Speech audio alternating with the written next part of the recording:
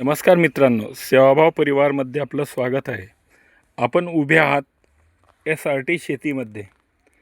आता ही केळी बघताय आपण, हे पूर्ण उतारावर आहे. म्हणजे हा बांध आहे. बांधावर हा बघा जवळजवळ 15 फूट उतार आहे. या 15 ते 20 फूट उतार येईल तो. ह्या बांधावर आपण उभे आहे. बांधावर आधी या बांधावर मोठमोठी झाडे होती, काट्या वगैरे उगलेल्या होत्या. आता हे साफसफाई करून इथे केळी लागवड झालेली आहे. बघा इतक्या उतारावर केळी पिकणे एक आश्चर्य आहे. बघा झाड पण चांगले आहेत आणि हा उतार आहे, म्हणजे आपण बांधावर सुद्धा केळी लागवड करू शकतात. याचं एक कारण आहे. हे कसं शक्य आहे? हे बघा, हे शक्य होण्याचं कारण म्हणजे ही आहे SRT पद्धत. ह्या SRT पद्धतीमध्ये वखर, नागर किंवा निंदणी हे करावी लागत नाही. म्हणून आपल्याला कसं बैलजोडी वगैरे वापर किंवा ट्रॅक्टर उतार चढावर चढवत नाही, उतरत नाही, हे करण्याची गरज नाही. हे बघा, आता हे जे आहे हे पूर्ण, हे जे गवत सुकलेलं दिसतंय, हे पूर्ण गवत हे आपण तणनाशकनं सुकवलेलं आहे. आता होतं काय, याच्यात ज्या मुळ्या आहेत, ह्या मुळ्या आहेत त्या तशाच्या तशा आहेत. म्हणजे त्या खोलवर गेलेल्या असतील. बारीक तंतुमुळ्या खूप असतात. कारण की गवत आहे ना, काही गवत सोटमूळ असतं, काही गवत असतं तंतुमूळ.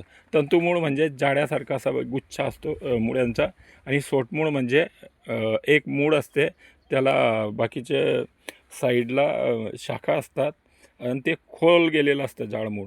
आणि त्या मुळांमध्ये सुद्धा प्रकार असतात. काही मुळे हे नरम असतात, काही हे कडक असतात. जसं एरंडीचं झाड आहे, नरम असतं परंतु ते खोलवर गेलेलं असतं, सोटमूळ असतं, म्हणजे ते जाडमूळ असतं.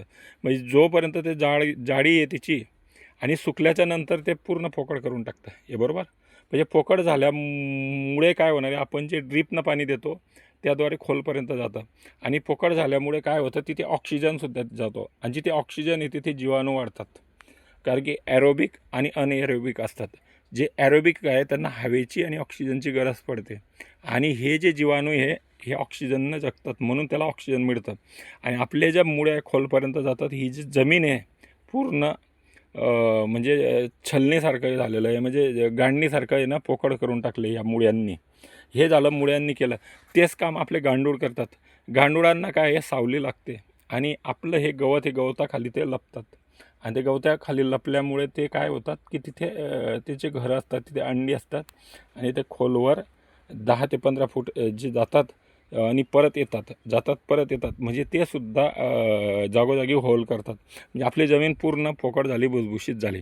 आता काय होतं, आपल्या शेतात परिसरातून कितीही दुरून पाणी वाहत आलं आणि आपल्या शेतापर्यंत ते जोरात येतं. आपल्या शेताजवळ जसं आपण म्हणतो की तिथे जे त्याचा जो स्पीड आहे ते पूर्ण कमी होऊन जातो. म्हणजे ते पूर्ण पाणी जे वाहणारं पाणी वाहत असतात इतर शेतांमध्ये, आणि आपल्या शेतामध्ये येताना ते जिरत असतं. म्हणजे बाकीचं पाणी वाहतं परंतु जास्त करून पाणी जिरतं. जिरलेलं पाणी केल्यामुळे आपली जी आजूबाजूची जी विहीर, ट्यूबवेल आहे त्याची पातळीसुद्धा वाढते. आणि आपण काय करतो इथे, हे बघा, इथे लाकूडसुद्धा आहे ना, आपण हे बघा, हे लाकडं टाकलेले, हे लाकूडसुद्धा आपण तिथे म्हणजे ठेवलेले. लाकडाचं पण काय होतं, लाकडामुळे लाकूड कुजल्यामुळे त्याच्या आहे ना सेंद्रिय कर्ब वाढतो.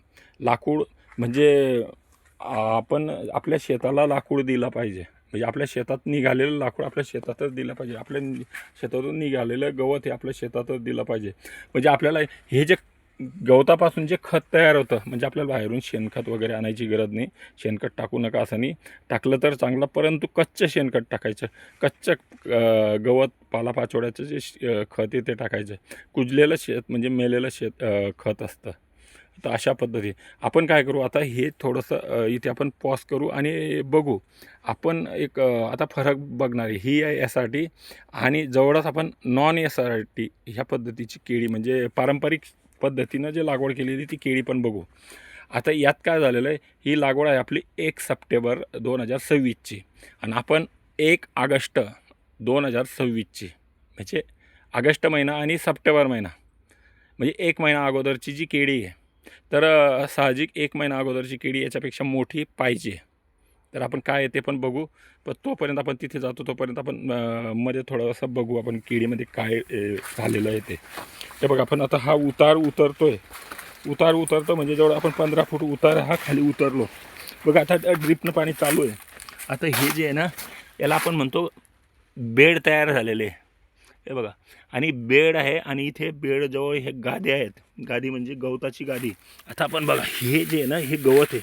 आता हे गवत आहे, हे हिरवं गवत बघा, हे हिरवं गवत आहे ना, हे दुसरं गवत आहे, हे वेगळं गवत आहे. कुठे गाजर गवत आहे, कुठे काट्यांचं गवत आहे. म्हणजे गवताचे प्रकार वेगवेगळे इथे, म्हणजे अनेक प्रकारचे गवत आहे. मोजलं तर 50 प्रकारचं गवत निघेल. प्रत्येकाचं तत्त्व, कार्यतत्त्व वेगळं असतं. इथे एरंडीचे पण झाडं उगलेले, गाजर गवत पण आहे, लांब पानांचं पण गवत आहे, कडक गवत आहे, नरम गवत आहे, सर्व प्रकारचं गवत आहे. केळीचे पानं, पत्ती वगैरे पण सुद्धा आपण 2-3 पट्टी आडमध्ये आपण ते टाकत असतो, म्हणजे ते सुद्धा कायमस्वरूपी तिथे राहील. आपण इथले जे झाडं आहे, केळीचे जे खोड आहे, इथल्या इथे आपण जिरवणार आहे. बद्दल पण आपण एक व्हिडिओ बनवणार आहे, की आपण हे जे केळी जागल्या जागली न खोदता कसं करतात त्याबद्दल सुद्धा आपण आता लवकरच एक व्हिडिओ तयार करणार आहेत. आता हे जे झाडं आहेत, हे जे पिलं आहेत, आपण आता कापतोय, पण हे पिल कापून तिथल्या तिथे कसं सुकवतात ते सुद्धा, त्याच्यावर सुद्धा आपण चर्चा करू. आता बघा, आपण याला परत पॉश करू आणि पुढे जाऊ. हे बघा, आपण ज्या पट्टीमध्ये, ज्या चारीमध्ये आजूबाजूला बेड आहेत, ते ज्या चारीमध्ये आपण केळीचे पानं वगैरे टाकतो, पिलं टाकतो. आता हे जे बघा, हे पिलं पडलेले, पिलं कापून पडलेले, याच्या खाली जे तर तुम्ही कोरून पाहिलं तर याच्या खाली थंडावा भेटेल. आणि थंडावा भेटल्यानंतर आता बघा, इथे हे जे पांढरं झालं हे बुरशी आहे, याच्या खाली किटाणू आहे. बरेच हुशार शेतकरी काय करतात, अशा पत्तीला पेटवून देतात. जर समजा आपण त्याला, आपला गांडूळ किंवा जीवाणू आपले शेतकऱ्यांचे मित्र आहे, असे बरेच लोक बरेच ठिकाणी आपण ऐकलेलं आहे. जर आपल्या मित्राच्या घरात त्यांचा परिवार आहे, त्याचे नातेवाईक आहेत, सगळं एका ठिकाणी परिवार आहे किंवा पुरी वसाहत आहे, एखादी मित्र आला गांडुळांच्या, आपले शेतकऱ्यांचा मित्र गांडूळ, मग गांडुळांचा मित्र शेतकरी असतो. ज्या गांडुळांचा शेतकरी मित्र आहे तो आला आणि भर उन्हात, तपत्या उन्हात त्याला आक्काडी लावतो आणि पेटवून देतो.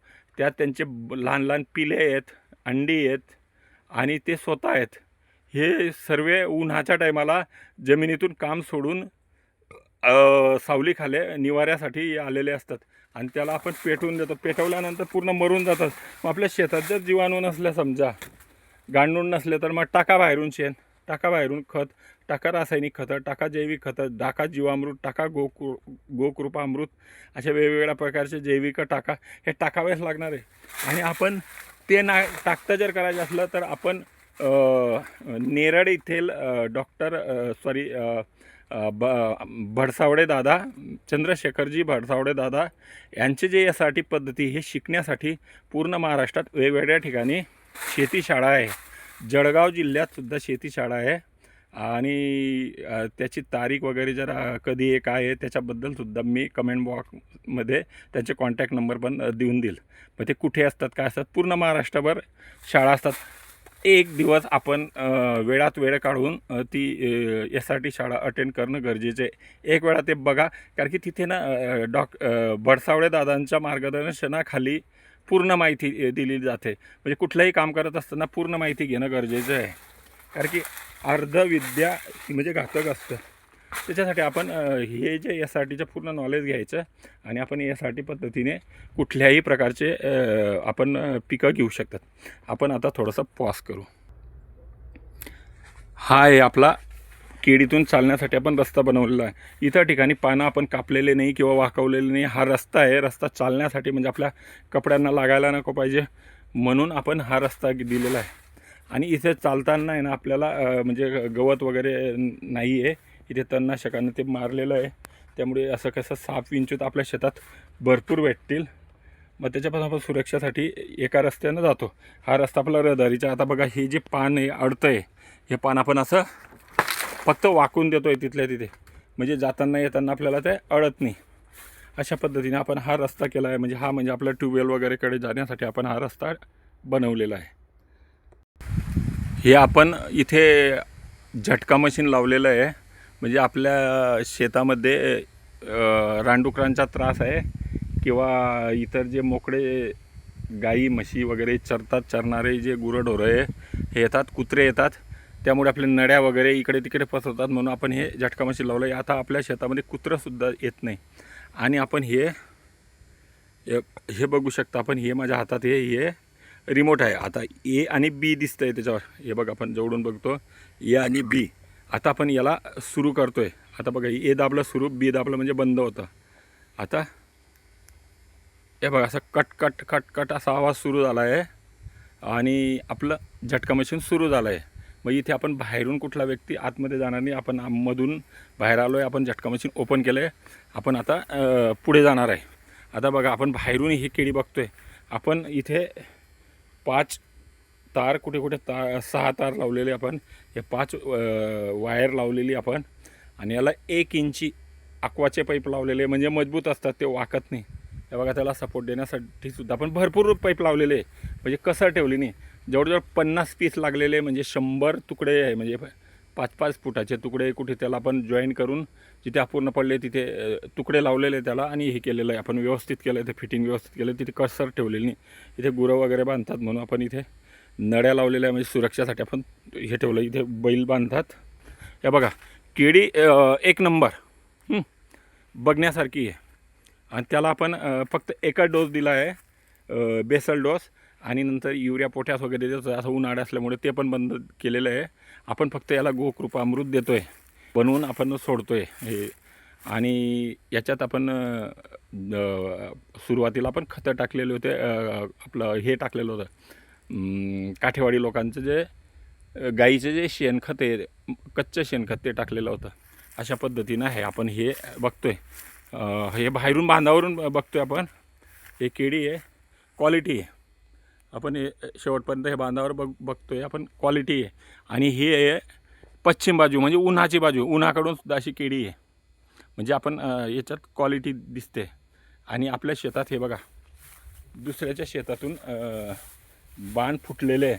इथे सुद्धा माती वाहून येते आपली. बघा, इथे सुद्धा आपण बघा, हे जे तणनाशकानं आपण मिटवलेलं आहे, आता हिरवं झालेलं आहे कुठे कुठे. आपण त्यालासुद्धा मिटवून घेऊ. बघा, हे जो बाण दाखवतो मी, सर्व बाणकडून येणं दुसऱ्याच्या शेतातून आपल्याकडे माती वाहून येते. हा बघा, इथे कसा मुतारा पडला आहे, खोरा पडलेला आहे, कोरली गेलेली जमीन. म्हणजे पावसाळ्यात तर पाणी वाहून येतं, पण बाजूचे शेतकरी आहे ना, चारी बाजूंना असे फुटलेले दिसतील तुम्हाला. म्हणजे ते खतं वगैरे, रासायनिक खतं, शेणखतं वगैरे शेतात महाग खतं टाकतात. परत आपण हे नाल्यात लागवड केली आहे. दुरून नाला, म्हणजे जवळ 3 ते 4 किलोमीटरवरून नाला वाहून येतो. ज्या शेतांमध्ये रासायनिक खतं टाकतात तिथं वाहून आपल्या शेतात येतात. ते जो आपण मग अशी व्हिडिओमध्ये पाहिलंच, हे बोललो आहे की तिकडून येणारं जे पाणी येते, जोरात येताना आपल्या शेतात मुरतं. आणि आजूबाजूच्या शेतांचे जे खतं आहे ते सुद्धा आपल्याला फ्रीमध्ये मिळतात. मग आपल्याला घरून खतं टाकायची गरज नाही. हाच फायदा आहे की यासाठी शेतीचा क्वालिटी. आणि आपल्याला कसं आहे, कमी खर्चात इथे ना. आता मला निंदीला खूप खर्च लागला असता, पण एक वेळासुद्धा निंदणी केली नाही. लागवडीपासून एक वेळा पण नाही, खोड लागवडीपासून सुद्धा आपण केलेली नाही. कसं आहे यासाठी शेती, हे बघण्यासाठी तर तुम्हाला मी त्यांचे कॉन्टॅक्ट नंबर आपल्या कमेंट बॉक्समध्ये दिसतील, आपण बघू.